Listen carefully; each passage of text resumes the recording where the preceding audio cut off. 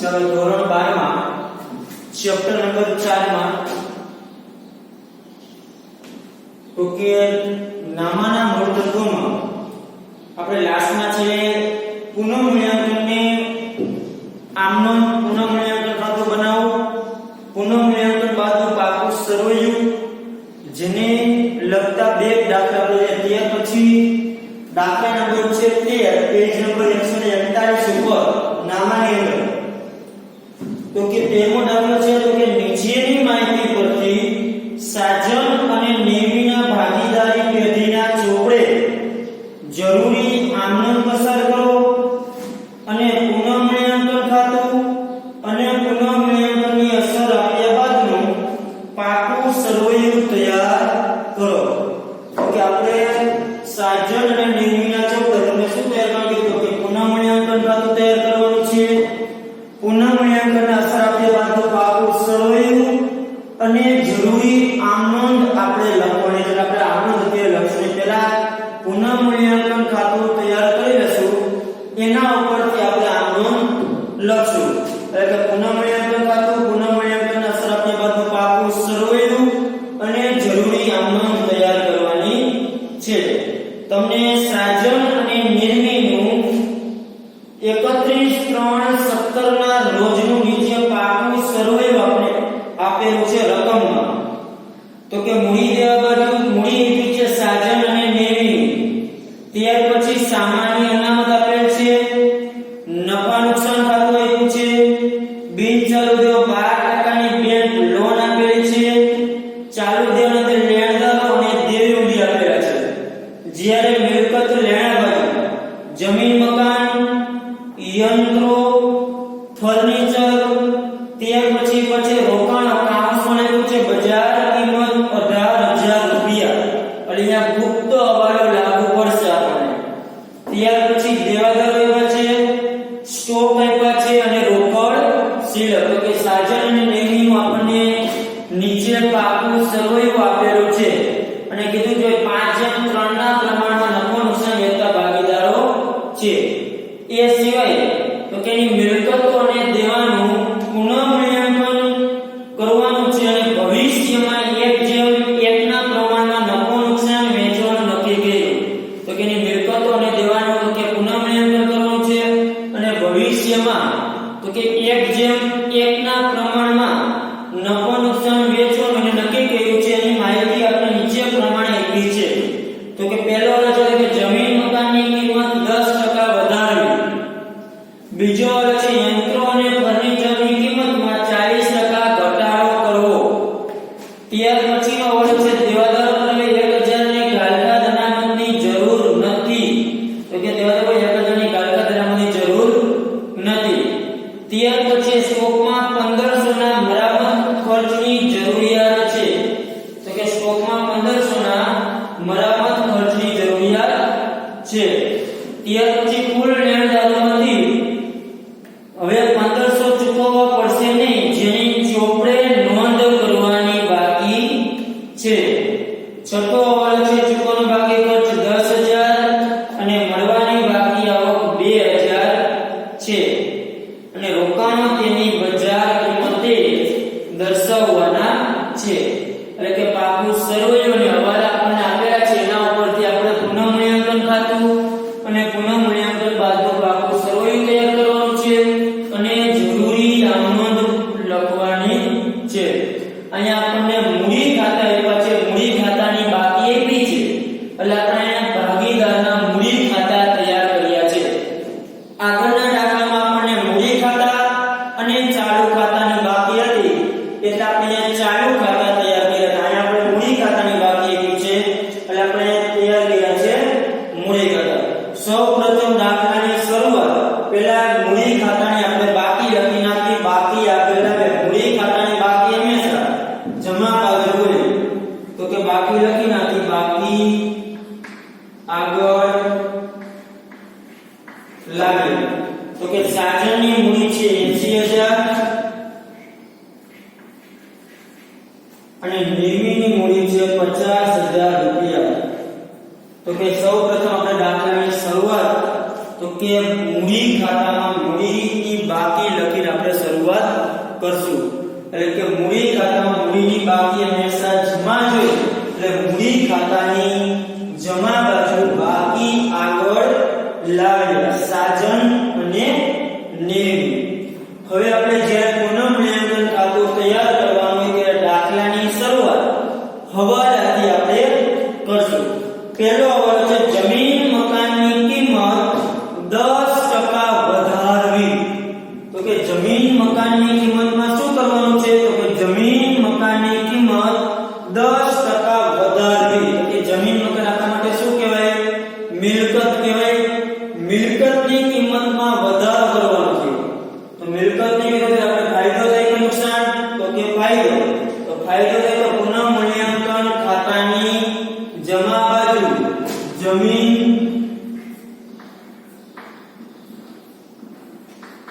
મકાન ખાતું આપણે કીધું 10% થી વધારવી. જમીન મકાન એની પાસે કેટલા? 1,40,000 રૂપિયા. એમાં 10% નો વધારો એટલે 1,40,000 ના 10% વધારો કરી 1,40,000 ના 10% કેટલા થશે? 14,000 રૂપિયાનો વધારો થશે. હવાલાની બીજી અસર અને બીજી અસર કે જમીન મકાન ક્યાં આવે? તો કે પાકા સરવૈયામાં મિલકત લેણા બાજુ 1,40,000 રૂપિયા હતા, એમાં 14,000 નો વધારો. આપણે ડાયરેક્ટ ડિનરમાં જાવ તો નીચે વધારો લખતો નથી, ડાયરેક્ટ. તો કે જમીન મકાન 1,40,000 હતા પ્લસ 14,000 1,40,000 પ્લસ 14 એટલે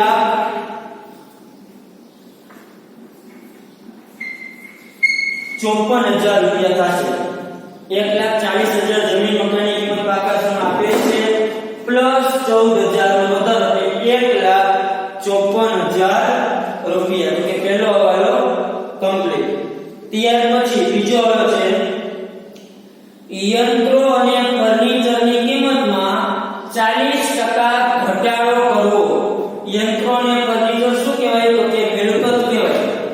મિલકતની કિંમતમાં 40% નો ઘટાડો કરવાનો છે. તો કે મિલકતની કિંમત ઘટે તો કે આપણને ફાયદો થાય કે નુકસાન? તો કે આપણને થાય નુકસાન. તો કે મિલકતની કિંમત ઘટી તો પુનઃમૂલ્યાંકન ખાતાની ઉધાર બાજુ કે જમા બાજુ?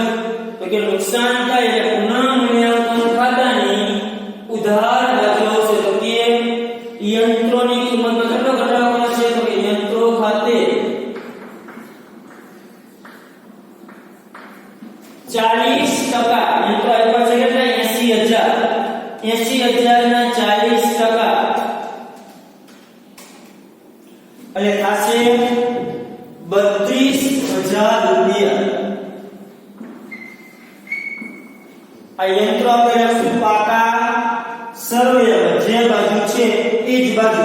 તો કઈ બાજુ છે મિલકતના? તો કે યંત્રો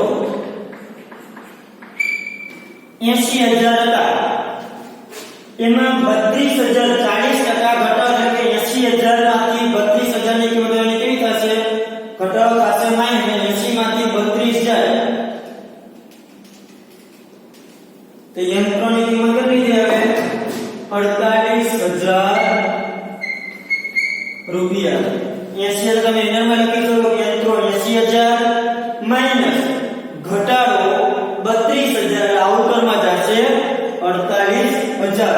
અથવા તમે ડાયરેક્ટ લખી લો યંત્ર 80,000 તેમાં ઘટાડો કર્યો એટલે આઉટમાં ડાયરેક્ટ કેટલા લખ્યા?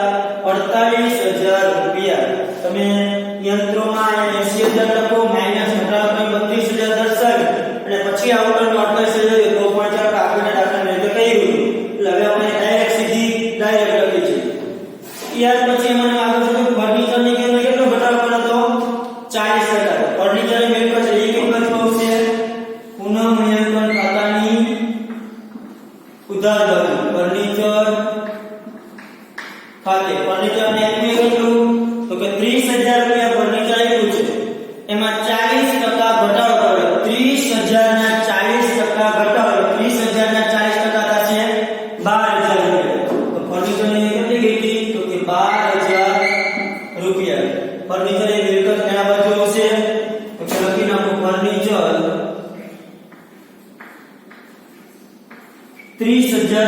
12,000 ઘટાડો કરે કેટલા વધશે તો કે 30 માંથી 12 જાય એટલે 18,000 રૂપિયા ફર્નિચર ખાતે. ત્યાર પછી ત્રીજો હવાલો છે દેવાદારો પર હવે 1,000 ની ગાલપાત અનામત જરૂર નથી. હવે આપણે એવું કીધું કે દેવાદારો પર 1,000 ની ગાલપાત અનામતની હવે જરૂર નથી. એટલે કે ગાલપાત અનામત જરૂર નથી એવું કીધું. ગાલપાત અનામત રાખવું છે. ગાલપાત અનામતની શું કીધું એ જરૂર નથી.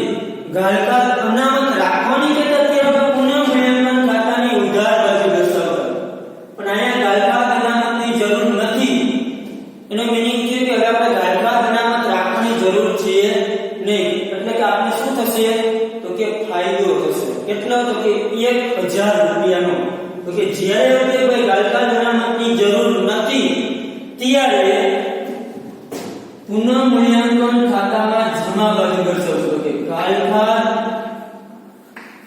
અનામત ખાતે કેટલી જરૂર નથી તો કે 1,000 રૂપિયાની. તો કે દેવાદારો ઉપર જેમાં તમને ગાલપાત અનામત આપી કેટલી તો કે 1,500 રૂપિયા પાકા સરવૈયામાં આપેલ છે પણ 1,000 હવે જરૂર નથી. એટલે કે એનો મીનિંગ કે આપણે એટલો ફાયદો થયો એટલે પુનઃ મૂલ્યાંકન જમા. હવે અહીંયા દેવાદારો દર્શાવશું તો કે દેવાદારો આપ્યા છે કેટલા તો કે 40,000 એમાંથી માઈનસ હવે ગાલપાત અનામત કેટલી થશે કે દેવાદારો 40,000 આપ્યા છે 1,500 એ ગાલપાત અનામત હતી પણ હવાલાની અસર થઈ એટલે 1,000 એ જરૂર નથી એટલે 1,000 જમા બાજુ આવી ગયું.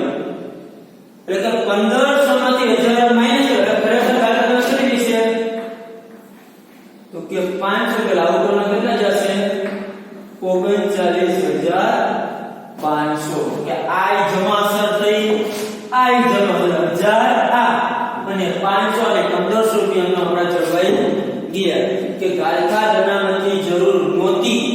1,500 રૂપિયા ગાલપાત અનામત આપી હતી પણ એમાં 1,000 ની હવે જરૂર છે નહીં.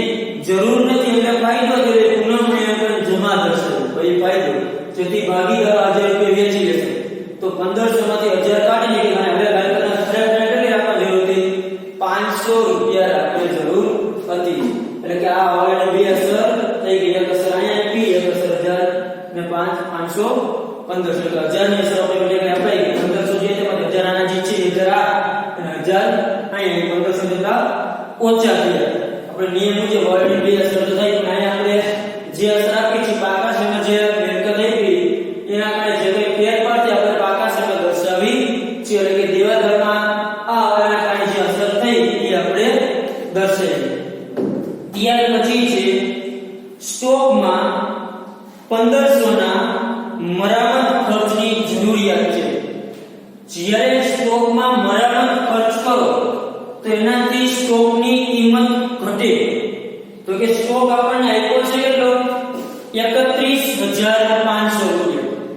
કેટલો આપ્યો છે 31,500 પણ ઈ સ્ટોકમાં 1,500 મરામત ખર્ચ લેવો છે એટલે કે રિપેરિંગ કરવું પડે છે. એટલે એનાથી સ્ટોકની કિંમત કેટલી ઘટશે 1,500 રૂપિયા જેટલી. જેટલો મરામત ખર્ચ કરો છો એટલી સ્ટોકની કિંમત ડાઉન થશે સ્ટોકની કિંમત ઘટશે. તો કે સ્ટોક મિલકત છે મિલકતમાં 1,500 રૂપિયાનો ઘટાડો થયો એનો મીનિંગ કે આપણને નુકસાન થયું. તો નુકસાન થાય તો પુનઃ મૂલ્યાંકન ખાતાની ઉધાર બાજુ સ્ટોક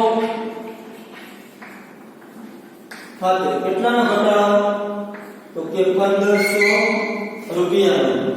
સ્ટોકની બીજી અસર તો કે મિલકત લેણા બાજુ સ્ટોક આપણે આપ્યો છે કેટલો 31,500 આપ્યો છે એમાંથી આ 1,500 મારા 1,500 રૂપિયા સ્ટોકની કિંમત ગઈ એટલે 31,500 માંથી 1,500 બાદ કરશું એટલે સ્ટોક વધશે કેટલા માઈનસ મરામત 1,500 એટલે સ્ટોકની કિંમત હવે વધશે 30,000 30,000 રૂપિયા. તો કે સ્ટોક કેટલો વધ્યો હવે 30,000 રૂપિયા. ત્યાર પછી હવે નંબર છે 5. કુલ લેણદારોમાંથી હવે 1500 ચૂકવવા પડશે ને જેની ચોપડે નોંધ કરવાની બાકી છે.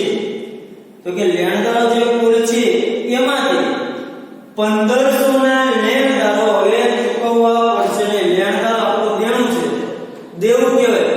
તો કે 1500 ના લેણદારો ચૂકવવા નહીં પડે તો કે એનાથી આપણને ફાયદો થશે કે નુકસાન? તો કે આપણને થશે ફાયદો. ફાયદો થાય તો પુનઃમૂલ્યાંકન ખાતાની જમા બાજુ. તો કે લેણદારો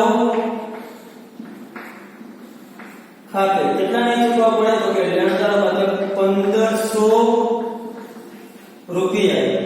લેણદાર પાકા સામે કઈ બાજુની પાછે બીજી અસર આપ્યાની તો લેણદાર પાકા સામે પાછે મૂડી દેવા બાજુ કેટલા પાછે? તો કે 32,000 પાછે. એમાંથી ચૂકવવાના નથી. પેલા 32,000 રૂપિયા આપવાના હતા, હવે 1500 રૂપિયા આપણે લેણદારને ચૂકવવાના નથી. એનો મીનિંગ કે આપણે ઓછા ચૂકવવાના છે. આમાંથી પછી એટલા માઈનસ. તો કે 1500 રૂપિયા 32,000 માંથી 1500 જાય 30,500 રૂપિયા. હવે લેણદારને આપણે 30,500 રૂપિયા જ આપણે ચૂકવવાના રહેશે. તો કે પેલા 32,000 આપવાના હતા, હવે 1500 ચૂકવવાના. હવે લેણદારોને 30,500 રૂપિયાની ચૂકવણી કરવાની રહેશે. ત્યાર પછી હવે નંબર છે 6. તો કે ચૂકવવાનો બાકી ખર્ચ 10,000 અને મળવાની બાકી હવે 2,000 છે. ચૂકવવાનો બાકી છે જે ખર્ચ. તો કે ચૂકવવાનો બાકી હોય એટલે આપણું થયું દેવ. દેવ થી આપણે શું થશે? નુકસાન. એનો મીનિંગ કે પુનઃમૂલ્યાંકન ખાતાની ઉધાર બાજુ. તો કે ચૂકવવાનો બાકી ખર્ચ ખાતે કેટલો ચૂકવવાનો બાકી છે? તો કે ચૂકવવાનો બાકી છે 10,000 રૂપિયા. તો કે ચૂકવવાના બાકી ખર્ચ ખાતે તો કે 10,000 રૂપિયા જે આપણે ચૂકવવાના બાકી છે તે આપણું થશે એટલું દેવું. આની બીજી અસર આપી તો ચૂકવવાનો બાકી છે આપણે એટલું દેવું થયું. તો દેવું આવશે મૂડી દેવા બાજુથી મિલકત ના હોય તો કે દેવું છે એટલે મૂડી દેવા બાજુ ચૂકવવાનો બાકી ખર્ચ. તો કે 10,000 રૂપિયા. તો કે આપણું થયું દેણ. તો કે ચૂકવવાનો બાકી ખર્ચ 10,000 રૂપિયા. એટલે કસર અહીંયા અને કસર અહીંયા જો વિરુદ્ધની ઉધાર જમા. તો કે ચૂકવવાના બાકી ખર્ચ. આગળની જોને મળવાની બાકી આવક 2,000 છે. હજી આવક મળવાની બાકી છે કેટલી? તો કે 2,000 રૂપિયા. તો કે મળવાની બાકી હોય એટલે આપણું થશે લેણું. એટલે એક તો લેણું તો એક અસર આવશે મિલકત લેણા બાજુ. કેમ કે આપણું એટલું લેણું છે. મળવાની બાકી આપણે ફાયદો થશે કે નુકસાન? તો કે આપણને થયો ફાયદો. જે મળવાની બાકી ફાયદો થશે પુનઃમૂલ્યાંકન ખાતાની જમા બાજુ. મળવાની બાકી આવો કેટલી છે? તો કે 2,000 રૂપિયા. અને આપણું થયું લેણું એટલે પુનઃમૂલ્યાંકન ખાતાની જમા બાજુ અસર આવી. તો બીજી અસર આપશે મિલકત લેણા બાજુ. મળવાની બાકી આવો કેટલી છે? તો કે 2,000 રૂપિયા. તો કે મળવાની બાકી આપણા માટે લેણું કહેવાય. એક અસર મિલકત લેણા બાજુ. આપણને થી એટલો ફાયદો એટલે પુનઃમૂલ્યાંકન ખાતાની જમા બાજુ. ત્યાર પછી છે રોકાણ તેની બજાર કિંમતે દર્શાવવાના છે. તો જો રોકાણ તમને આપ્યા છે પાકા સરવાળામાં કેટલા આપ્યા છે? તો કે આઉટરમાં આપ્યા છે 20,000 રૂપિયા, કાઉન્સમાં 10,000 રૂપિયા. બજાર કિંમત કેટલી છે? 18,000 રૂપિયા છે. બજાર કિંમત કેટલી છે? 18. આપણે કીધું રોકાણ કઈ કિંમતે દર્શાવવાના છે? બજાર કિંમતે. તો કે રોકાણ બજાર કિંમતે દર્શાવે. રોકાણ પર દર્શાવશું કઈ કિંમત આમાં પાકા સરવાળામાં? તો કે રોકાણ દર્શાવશું 18,000 રૂપિયા. કેમ કે આપણને કીધું કે રોકાણ એની બજાર કિંમતે દર્શાવવાના છે. તો રોકાણ આવ્યા છે 20,000 રૂપિયા પાકા સરવાળામાં, પણ બજાર કિંમત આપણે દર્શાવ. બજાર કિંમત છે એની 18,000 રૂપિયા. આપણે રોકાણ કેટલા કિંમત દર્શાવ્યા? તો કે 18,000 રૂપિયા દર્શાવ્યા.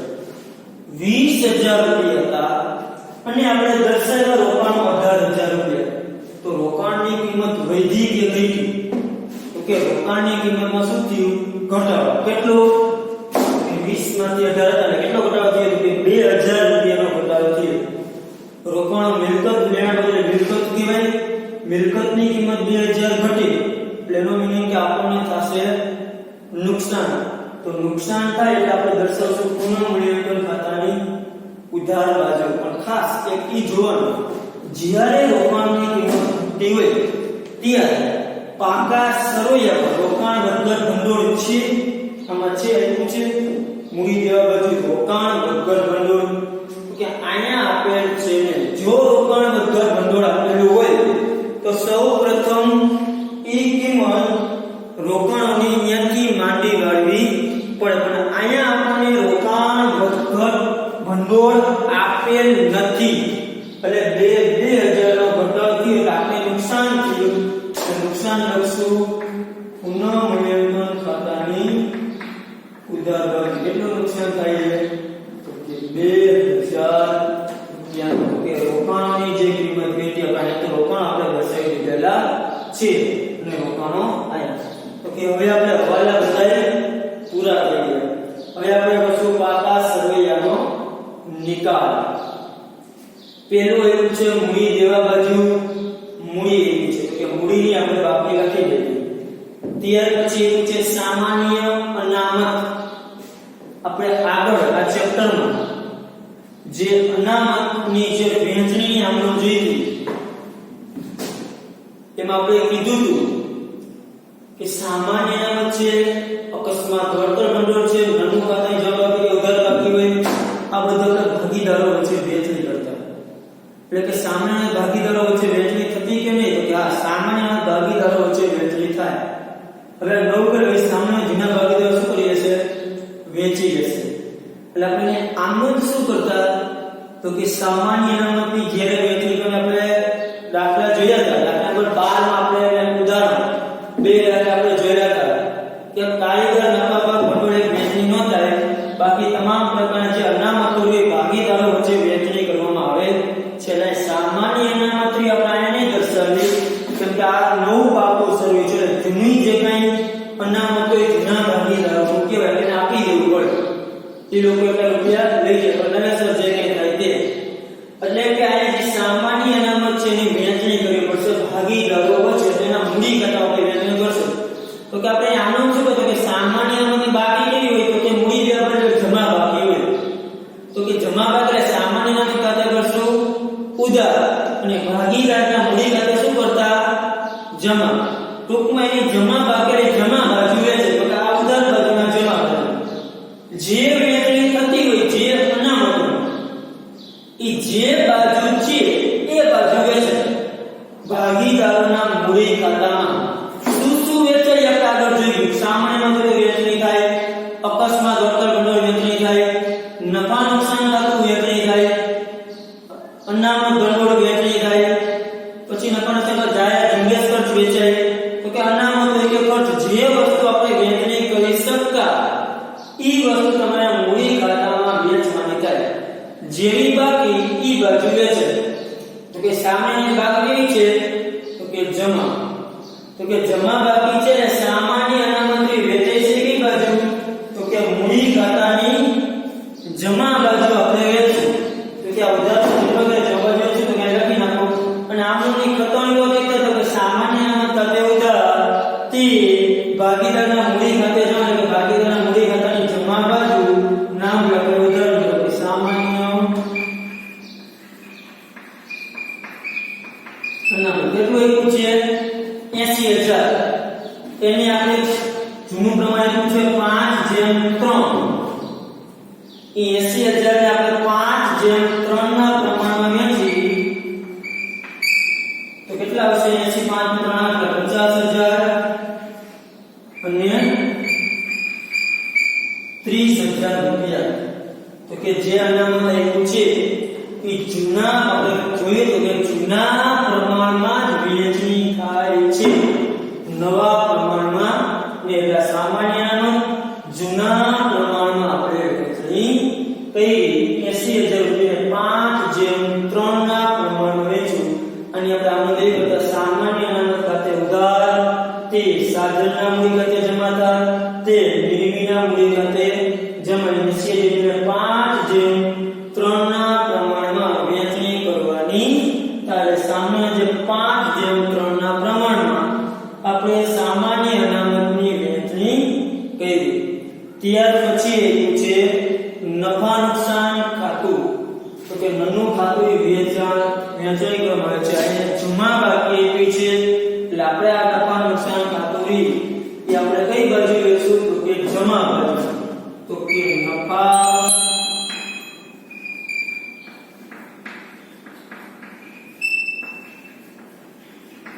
નુકસાન ખાતે. તો કે નફા નુકસાન ખાતું કેટલું આપ્યું છે? તો કે 48,000 રૂપિયા. એ 48,000 રૂપિયાને 5:3 ના પ્રમાણમાં આપ્યું છે.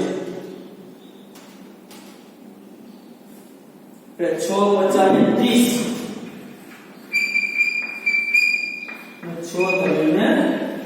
18,000 રૂપિયા. પણ નફા નુકસાન ખાતાની બાકી પણ ભાગીદારો વચ્ચે આપણે વહેંચી શકીએ. આપણે આમાં દેવી કરતા નફા નુકસાન ખાતે ઉધાર તે ભાગીદારના મૂડી ખાતે જમા. એટલે ભાગીદારના મૂડી ખાતાની જમા બાજુ નફા નુકસાન ખાતે લખી અને એની જે રકમ જે છે એ વહેંચણી કરી. એટલે કે આ જે હવે પાકા છે એ બાકી છે સામે આપણે જે આગળના દાખલા જે છે એ મુજબ જ બાકી તમારે વહેંચણી કરવાની. પણ જે બાજુ હોય જેવી બાકી એ બાજુ છે. તો મૂડીદારના જમા બાજુ કહેવાય ને બાકી કહેવાય જમા. તો જમા બાજુ વેચાય. ઉધાર બાકી હોય તો ઉધાર બાજુ. જે નામ હોય નામ લખવાનું. તો લખવા જે તમે આમનો દાખલો કરતા અનામતોને વહેંચીને એની આ ખાલી ખતવણી કરેલી છે. માત્ર શું કહી છે? ખતવણી કરીને એના ખાતામાં દર્શાવે છે કે એના મૂડી ખાતે જમા કરતા. તો મૂડી ખાતાની જમા બાજુ એ ખાતે લેખા છે. ત્યાર પછી એવું છે 12% બેંક લોન. તો આમાં આપણે કે 12% બેંક લોન એમાં આપણે કાઈ જેને કહેવાય કે અસર આપી છે આપણે એમ નામ લખી નાખશું જે છે તેમ.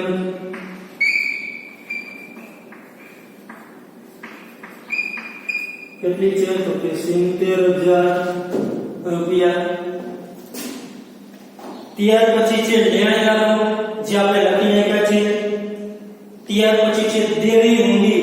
કેટલી કી છે? 10,000. જે બાજુ છે આન્સર નો આપી હોય તો જેમ છે તેમને આપણે રૂપિયાના લખી નાખો. દેવી 10,000 મૂડી દેવા બાજુ પૂરો. ત્યાર પછી મિલકત આપણે કયો છે? જમીન મકાન આપણે લખી નાખ્યું છે. યંત્રો આપણે દર્શાવી દીધા છે. ફર્નિચર દર્શાવી દીધું છે. રોકાણ દર્શાવી દીધા છે આપણે. દેવાદારો દર્શાવી દીધા છે આપણે. સ્ટોક લખી નાખ્યું છે. રોકડ શિલક નથી લખી નાખો. રોકડ શિલક કેટલી છે?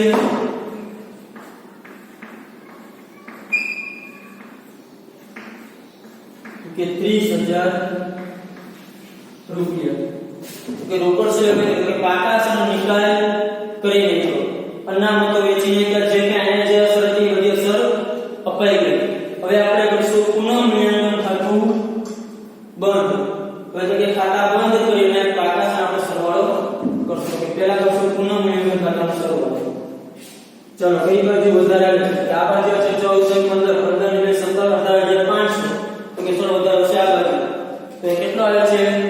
તો કે 32,000 પ્લસ 12,000 પ્લસ 1,500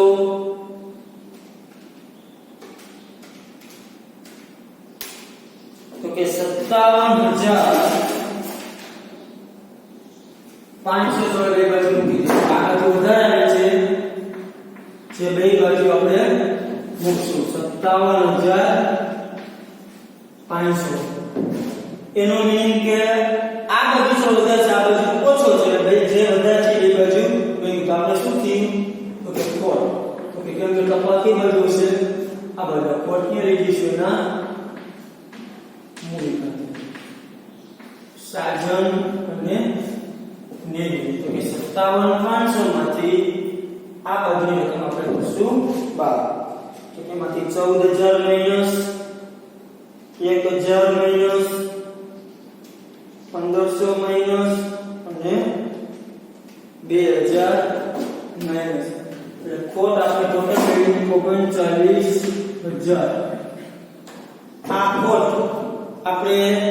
ભાગીદારો વચ્ચે 5:3 ના પ્રમાણમાં વહેંચો.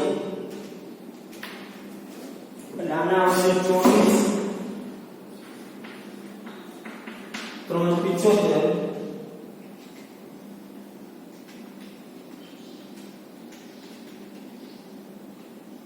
અને આની આવશે 14,625.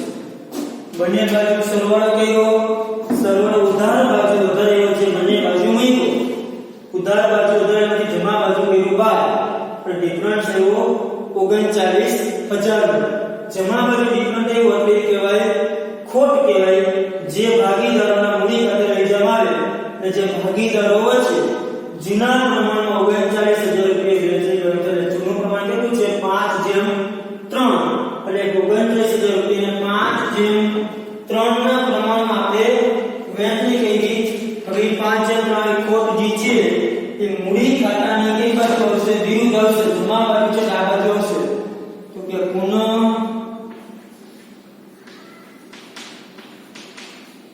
મૂલ્યાંકન ખાતું. તો કે ખોટ તો કે 24,375 14,625. હવે આપણે કરશું મૂડી ખાતા બંધ. મૂડી ખાતા હંમેશા જમા બાજુ સરવાળો વધારે થાય. તો કે જમા બાજુનો સરવાળો કરીએ તો કે 80 ને 50 31 31 60,000 50 ને 30 80 80 ને 10 ને 9 તો કે 1,60,000 અને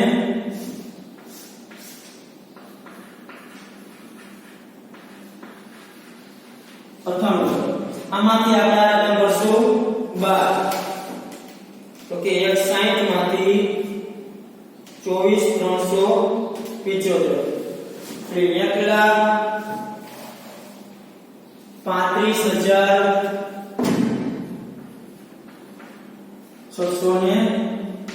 1,35,625 અને શું લખશું? બાકી આગળ એમાંથી માઈનસ કરી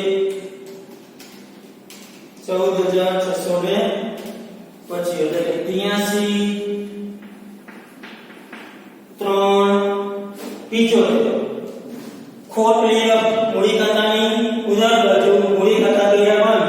મૂડી ખાતાને જમા બાજુ સરવાળો થાય, જમા બાજુ સરવાળો કરી એમાંથી ઉધાર બાજુ જે રકમ થઈ ગયું 12 એટલે આપણે બાકી કેટલી મેળવી? તો કે આટલી મેળવી. આ જે બાકી જે મૂડી મેળવી એ દર્શાવશું પાકા સરવૈયામાં. મૂડી જ્યાં બાજુ મૂડી લખી નાખો તો કે સાજન અને નેવી. સાજનની 1,35,625 અને નેવી એવી 83,375. મેળો કરો સરવાળો 1,35,625 તો કે 2,19,000.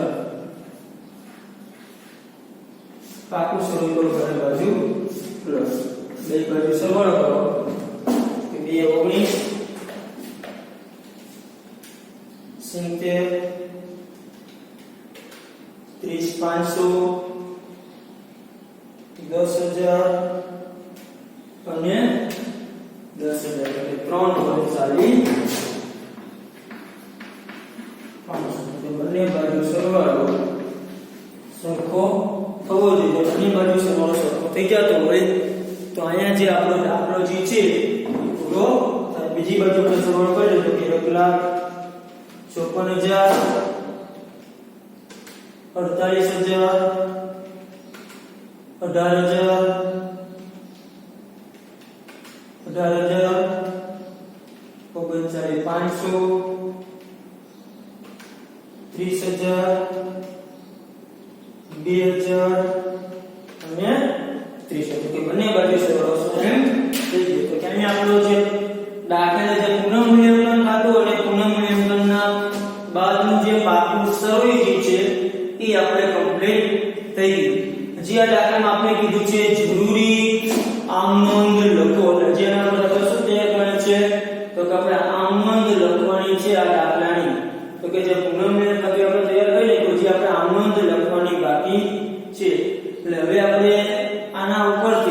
આપણે આમનોંધ તૈયાર કરવાની છે, જે આપણે આમનોંધ નેક્સ્ટ લેક્ચરમાં આપણે જોશું.